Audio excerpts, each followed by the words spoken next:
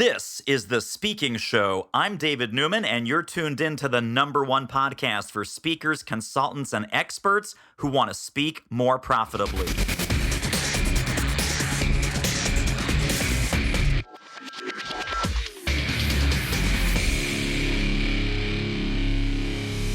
I am here with the awesome and amazing Grant Baldwin from The Speaker Lab. That's right, thespeakerlab.com. How are you, my friend? I am doing delightful, and I'm excited to be chatting with you, man. This is fun. Very, very fun. So you have a new book. Everyone needs to know about this book. Everyone needs to drop what they're doing right now. If you're driving, you're in your car, you're in your office, you're in the middle of a meeting, I don't care. Go to Amazon and pick up a copy of The Successful Speaker. The Successful Speaker, 5 Steps for Booking Gigs, Getting Paid, and Building Your Platform. Grant, this book is fantastic.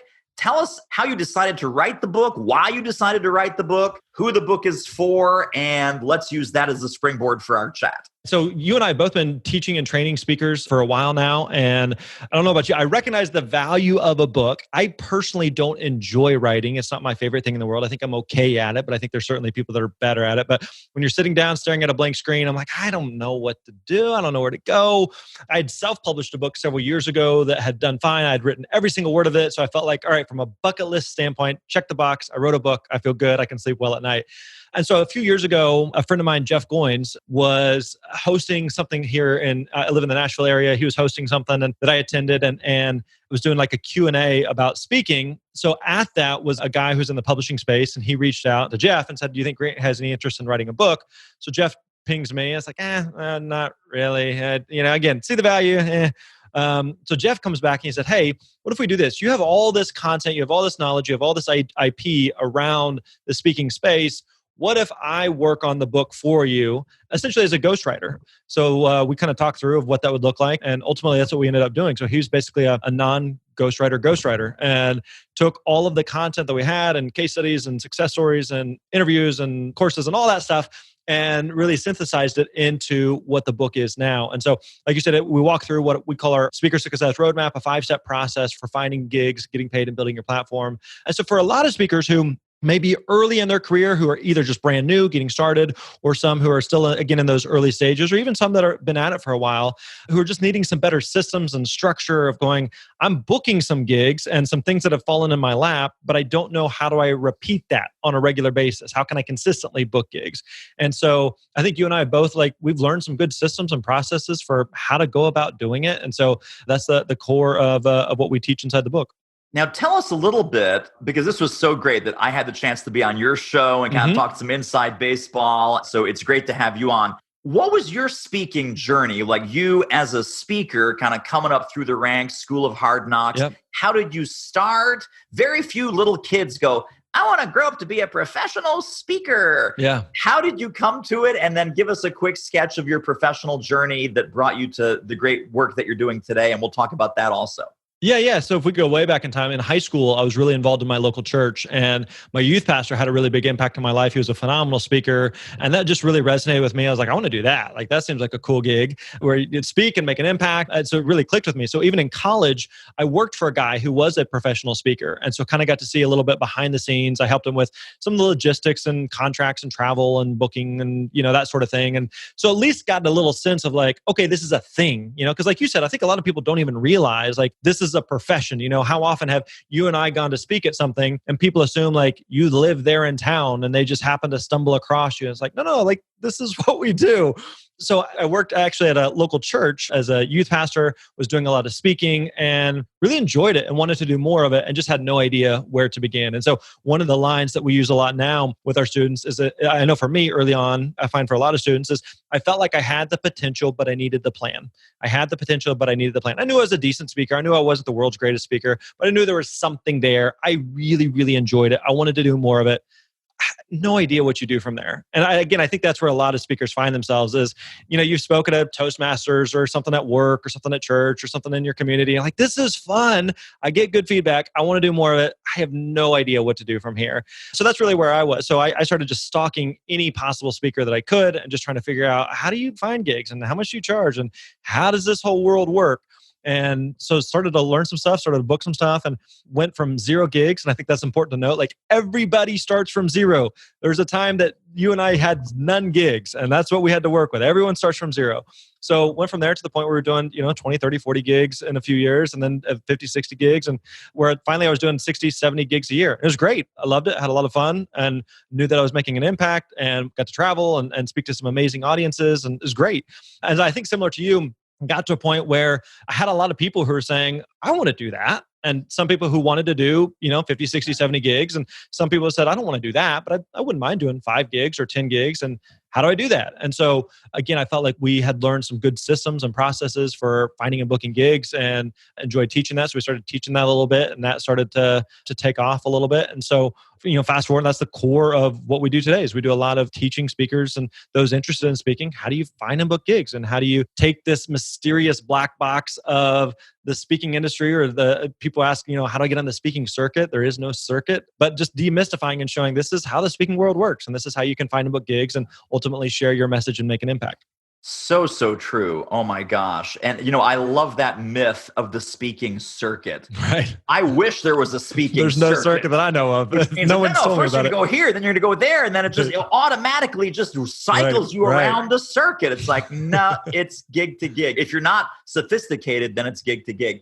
Now, I know a little bit about your story. Did you start as an education-based speaker, like K through 12, college speaking? Was that your entree, or did you come in through somewhere else? Yeah. So as a former youth pastor, I had done a lot with high school students. And so that's really where I got my start, was speaking at a lot of school assemblies. I started doing a lot of student leadership conferences, which were great audiences. And they were big conferences, several thousand students. And it was a lot of fun. And students can be very fun and very challenging audiences. You have to be on your game. And so I felt like I learned very, very quickly and got really good at speaking by working with those type of audiences. And then started doing more college stuff and doing more with educators and parents. And so today I'll occasionally do a student gig. And the other stuff that I try to do today is more with entrepreneurs who are interested in speaking. So I would say, like 5, 6, 7 years ago, like speaking was 100% of the business. And now speaking is still a part of the business, but it's again, primarily on the teaching training side. Right. Yeah, absolutely. Let me ask you about fees, because people come to me asking this. I'm sure your students come to you asking this. They say, well, Grant, I'm getting some gigs here locally. They're paying me $500, and that's all I've ever experienced. There's this mythology that people can get paid $3,000, $5,000, $7,000. I've never seen that. And it's kind of like you said, a black box, right? There's a magic unicorn business somewhere where people are getting $3,000, $5,000, $7,000.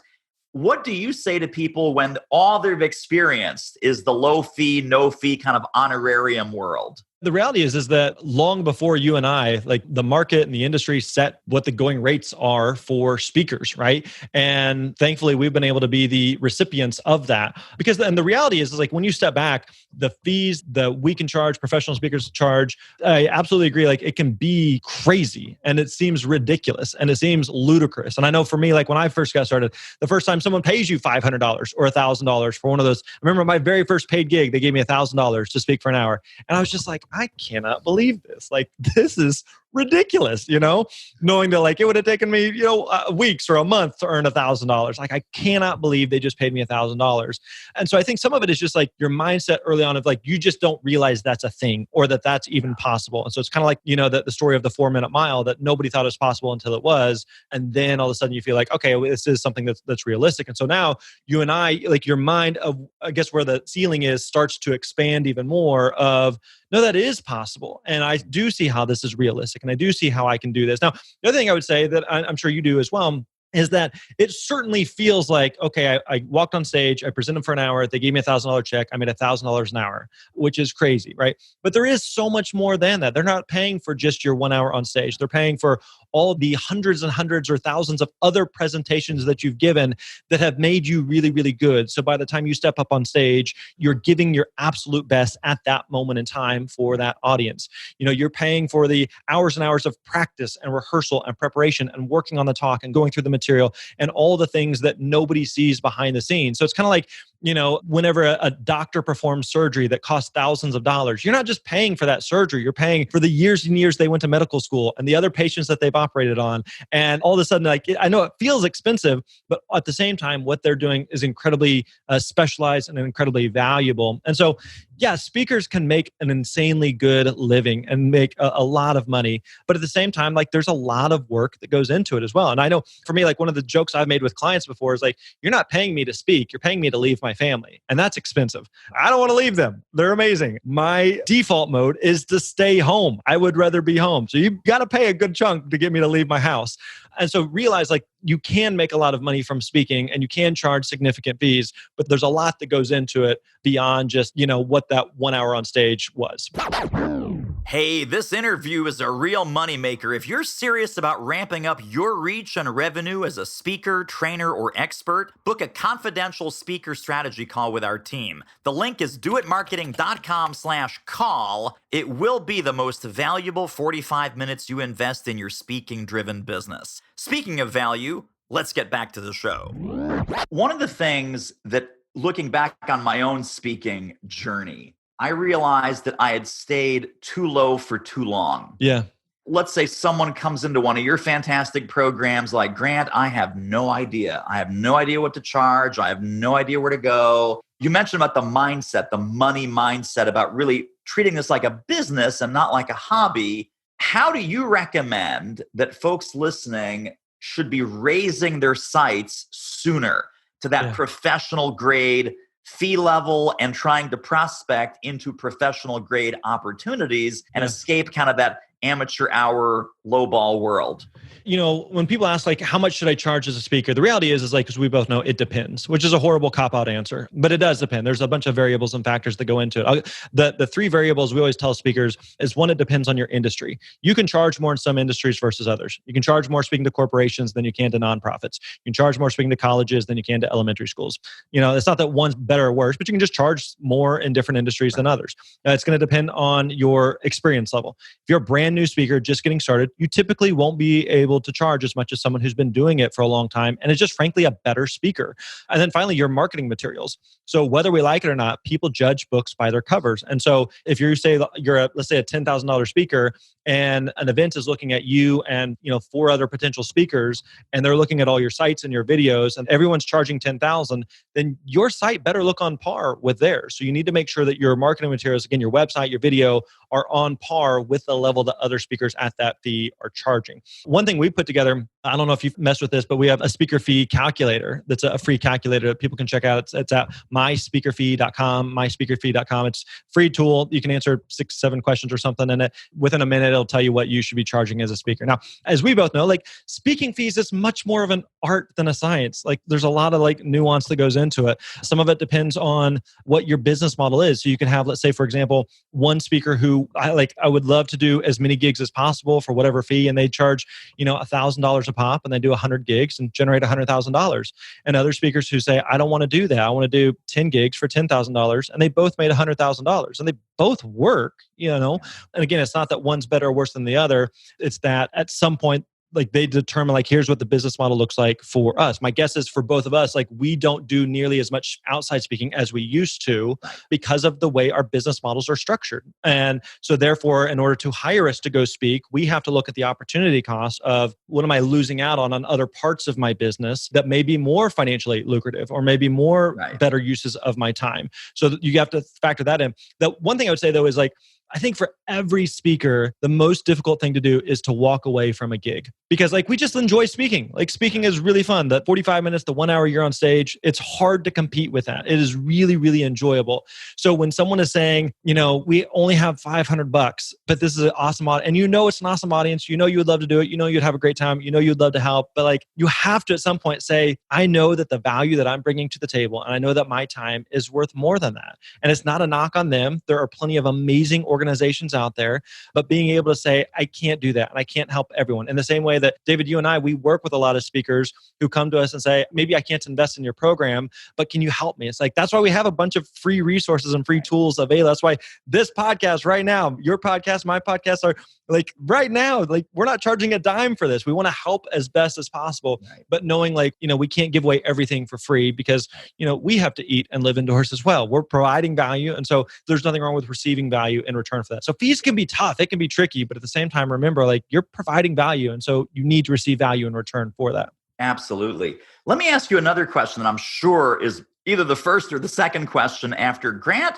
What should my fee be? And then you go to the speaking fee calculator and you figure that out. Then the second question they come back to you with is, well, Grant, how do I find leads? How do I find speaking leads? Do I just use Google? Do I go to the association database? Do I hire a genie? How do I find leads? How do I find places that can afford this now more serious level of fee? Still not expensive, kind of the going rate, like you said, but how do I find opportunities where I can reach out and connect with buyers? If you know of a genie, you probably wouldn't tell me, but I'd love to know about it.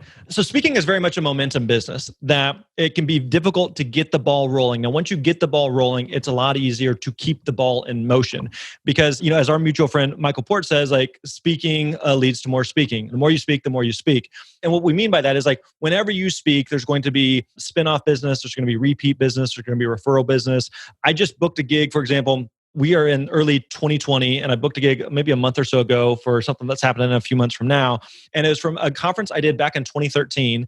And it's actually for the same conference, but it's a different guy that's in charge of the event now. And so he emailed me. It's a great conference. And so I asked him, I was like, you have a lot of great options. Like, why me? And he said, I remember seeing you in 2013. I was in the audience. You did a great job. I remember the energy, the atmosphere, yada, yada, yada. We want to have you come back.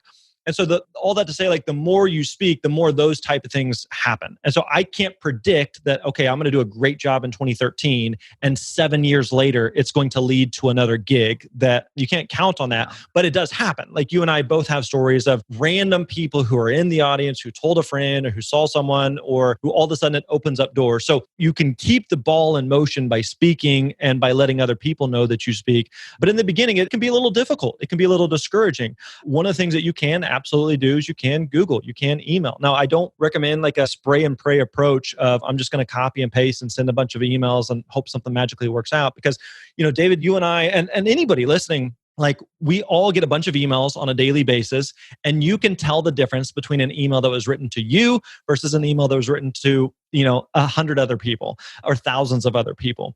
And so you want to make sure that if you see a potential event that you're going to reach out to them, that you are making it personalized, that you're making it customized. And that requires a little bit of effort. That requires a little bit of homework and research and due diligence, but that can work. Now, if you email, let's say, 50 potential events or 100 potential events, you may realistically only hear back from 5, 10, maybe 15 of them. It's not going to be a lot of them, but sometimes in the beginning, you can do that just to start that flywheel going.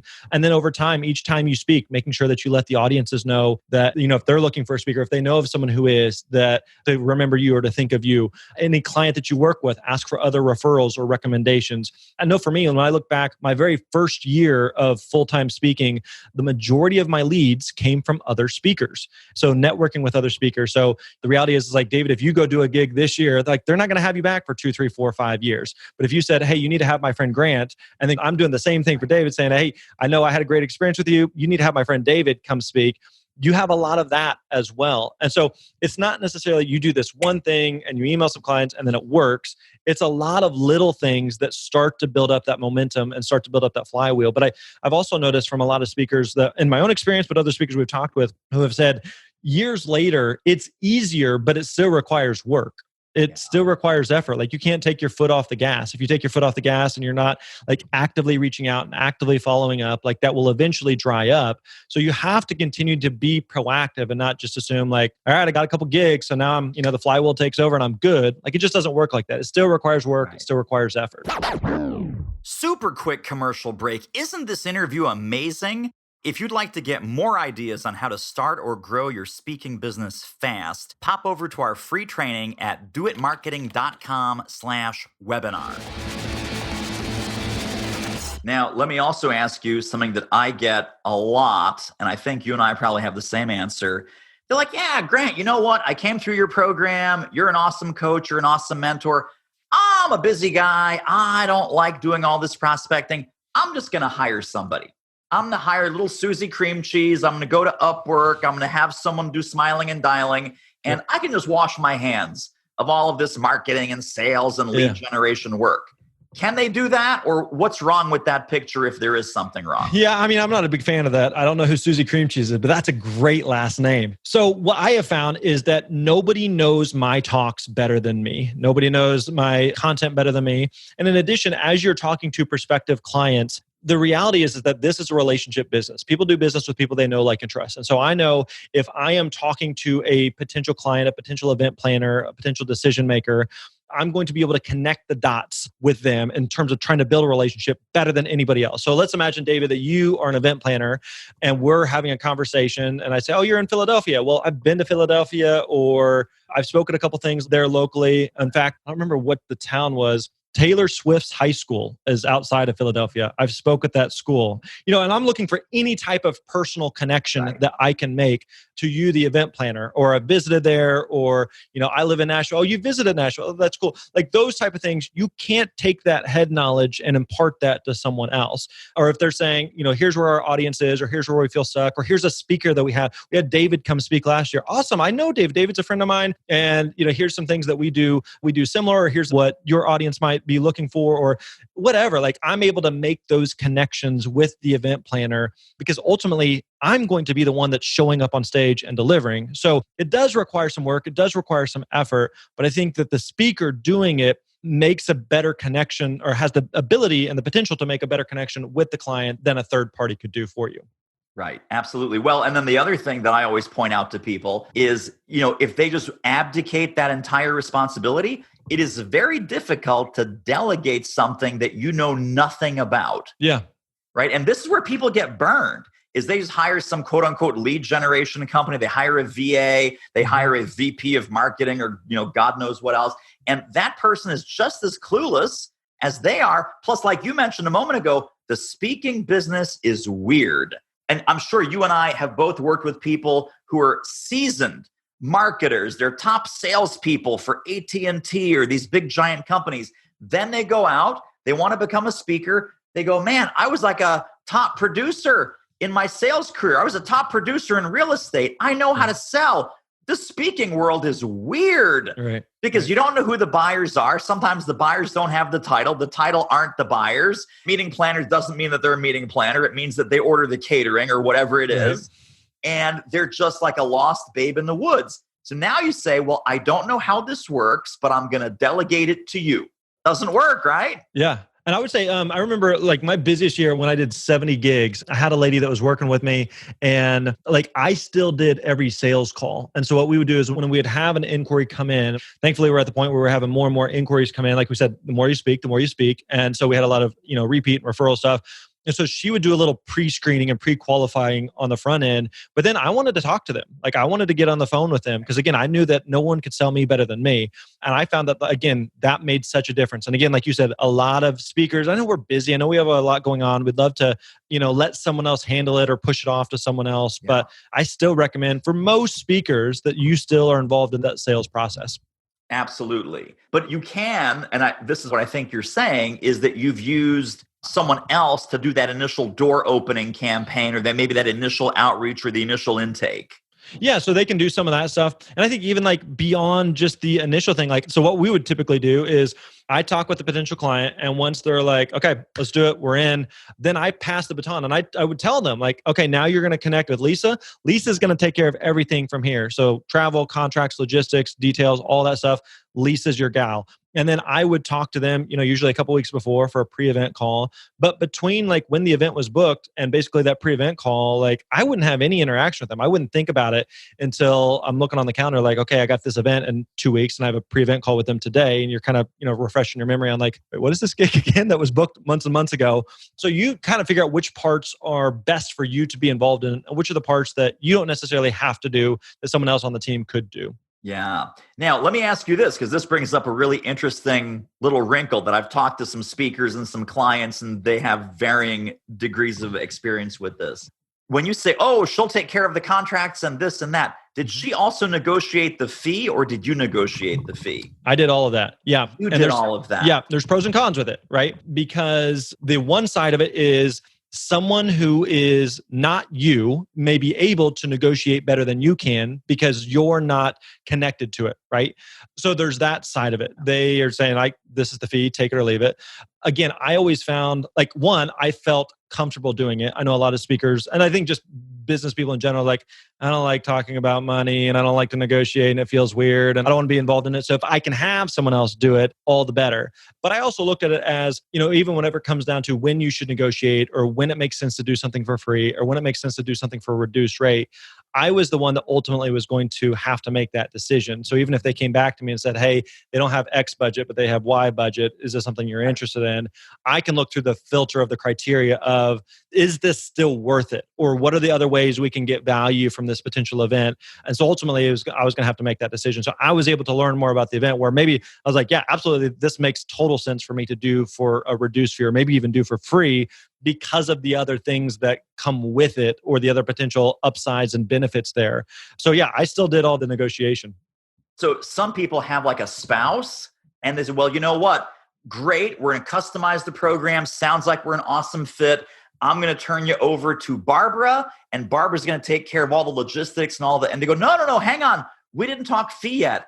I know. You know what? They don't let me talk fee because you know what? If it was you and me talking about the fee, I would just screw it up. In fact, I'd probably do it for free. And Barbara's not going to let me do it for free. So Barbara does all of our fee negotiating. And so you literally hand it off and it sort of disarms people. Yeah. Like, he would do it for free. What a sweetheart. We love this guy. And then Barbara's the hammer. Right. You play good cop, bad cop, play mom and dad. Totally. Like that can absolutely work, And I think like some of it is like early on, like you're doing everything, and over time you're figuring out what do I need to be doing best. And so if you like, I feel like I suck at negotiating and I suck at talking money and I will give in and do it for free every time. And if they give me an attaboy and a pat on the back and buy me a Subway sandwich, I'm in. I'm a sucker for that. Yeah. Then like, okay, I'm just not good at that. I need to have someone else handle that part. Then do that. That's totally fine. Yeah. Well, I want to go a little bit of inside baseball here. And above and beyond, everyone that can hear my voice is going to Amazon right now and buying their own copy of The Successful Speaker. Tell us about the Speaker Lab. Tell us about how people sort of come into that. Tell us about even how that has grown above and beyond just, hey, you get to work with Grant, but now you have this fantastic team. You've got different levels of your program. Give us a little bit of an idea of sort of how that started and then how that evolved for your coaching program. So like you mentioned, I got to a point where I was doing about 60, 70 gigs a year and had a lot of people who were asking me about speaking and they wanted to do more speaking. And so we'd put together, some basic, simple stuff early on. This is probably 5 years ago or so, just saying, hey, I want to do that. How do I do that? So we were kind of teaching some of that structure and systems. And at the time, like, again, similar to like when I started my speaking business, like it's one-man band, you're doing everything, and so you're teaching everything that you know. And then as we started to gain some more traction on that, we started doing some more webinars. We started doing more Facebook ads. And one thing I've found, and I'm sure you have as well, is that speaking is a very aspirational thing, that there's no shortage of people who are interested in speaking. Speaking is an industry that's been around for generations. It will continue to be around for generations to come. There's always going to be a place in the market for speakers. And that can look a lot of different ways, but there's always going to be opportunities for speakers in the world. And it kind of reminds me of like the number of people who want to write a book. Like there's a high majority of people want to write a book. And some people say, I want to, sell millions of copies and be a bestseller. And some people are like, I wouldn't mind just writing a book and giving it to some friends and family. It's more of a therapeutic type thing. Right. And a lot of people want to write a book and a lot of people want to speak. So we started teaching, a lot of what we were doing from just a one-to-one or a one to a few people, and then got to a point where I knew like there's a cap to what I can personally do. And so that's where we started doing more of some group training programs. We started an online training course that has done well. And so there's two sides of it. There's the marketing side of it, of how do you find potential people and how do you deliver on what it is that they're looking for? And then the actual deliverable side of the coaching. And so we've always been pretty strategic in trying to think through what are things that I don't have to do? What are things that don't depend on me? That's part of the challenge with a speaking business is that I remember a speaker friend telling me early on, He said that speaking is a very high paying manual labor job, meaning that you get paid way too much to stand on stage and run your mouth, but you have to be there. You have to get on a plane. You have to go there. And so if you're standing in that room talking to a group of 100 people, you cannot be talking to anybody else at that moment. And so there's a limitation to it. There's pros and cons with that, but the reality is there is a limitation. And so we've tried to be intentional about building the business in a way that's not dependent on grant. And I know that I recognize that I'm the face. I recognize that I have a lot of the experience. A lot of the coaches that we work with now and that work with our students have gone through the program over the years, have been some of our most successful students, and they are still out actively speaking as well and are able to, share a lot of what they've learned as speakers as well. So we work with speakers at all different levels. Some that say, I've never been paid a dime for speaking and I'm trying to figure out how to get started. A lot of speakers who are thinking about the second half of life and here's some things I've learned from, personally or professionally, and I would love to share those. No idea what to do from here, and everything in between. And speakers that say, I've booked 10 gigs for $5,000 each, and I've got something going, and I'm just trying to figure out how do I build more momentum and add more systems and structure. And I've done some gigs before, but it's just kind of haphazardly, but I'm ready to take it seriously, and everything in between. So there's no shortage of speakers who are looking for help, and hopefully between you and I and everybody else in the marketplace, we can make a little dent. Right, exactly. I love it. Well, I've got two final questions for you. The final question is, where can people learn more about you and the Speaker Lab and your fantastic podcast and the book and the free course and all these other great things that you've got? So we'll do a whole bunch of links, and people should go under this episode at thespeakingshow.com. We're going to have all of Grant's links just lined up, boom, boom, boom. So take advantage of everything that he's going to offer you. But before we get to that final question, second to last question, if people were to take one central idea from our conversation about just the world of speaking and how to get going and how to do better, what would that one key concept that you'd like to leave us with? What would that be? Yeah, I would say that building a speaking business is simple, but it's not easy. It's simple, but it's not easy. The way I like to think about it is, if you wanted to lose, let's say 5 pounds, at the time of this recording, we're a couple of days into the new year. And for a lot of people, we make these New Year's goals and resolutions and ambitions about health.